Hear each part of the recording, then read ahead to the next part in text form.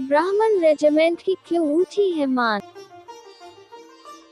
एक बार फिर ब्राह्मण रेजिमेंट की बात चल पड़ी है कि फिर से ब्राह्मण रेजिमेंट को भारतीय सेना में शामिल किया जाना चाहिए, जो कि अंग्रेजों के शासन में गठित की गई थी।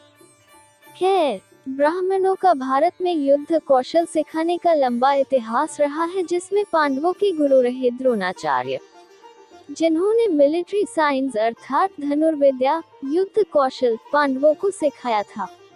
1857 में मंगल पांड्य द्वारा की गई पहली क्रांति को भी देश भली भांति जानता है, लेकिन जिस ब्राह्मण रेजिमेंट की आज बात हम कर रहे हैं उसे कम लोग ही जानते हैं।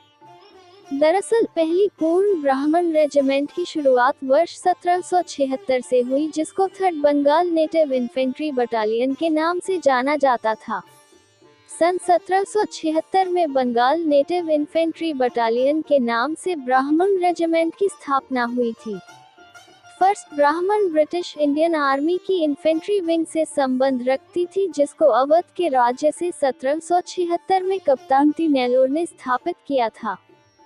फर्स्ट ब्राह्मण्स भारत की प्रोफेशनल सेनाओं में से एक थी, जिसको उसकी शानदार वर्दी के लिए भी पहचाना जाता था, जो अपने आप में एक अलग पहचान रखती थी।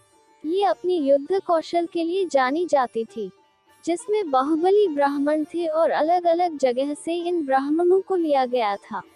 लेकिन समय के बदलाव के साथ वर्ष 1901 में इसका नाम पहली बार फर्स्ट ब्राह्मण इन्फेंट्री पड़ा, लेकिन महज 2 वर्षों में ही इसका नाम फिर बदल कर फर्स्ट ब्राह्मण्स कर दिया गया था।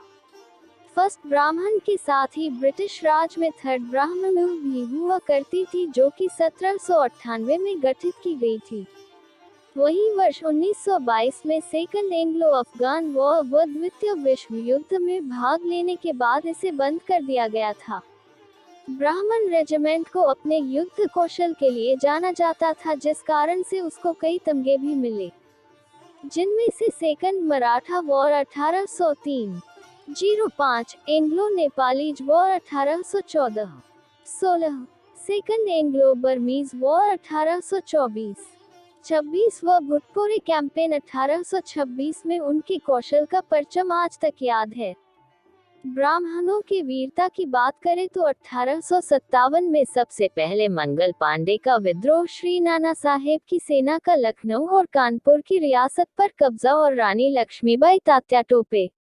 उसके अलावा भारत रिपब्लिकन आर्मी के प्रमुख पंडित आजाद, उनके सहयोगी बिस्मिल, राजगुरु, B.K. दत्त आदि जैसे महान ब्राह्मणों का विद्रोह अंग्रेजों पर बहुत भारी पड़ा था।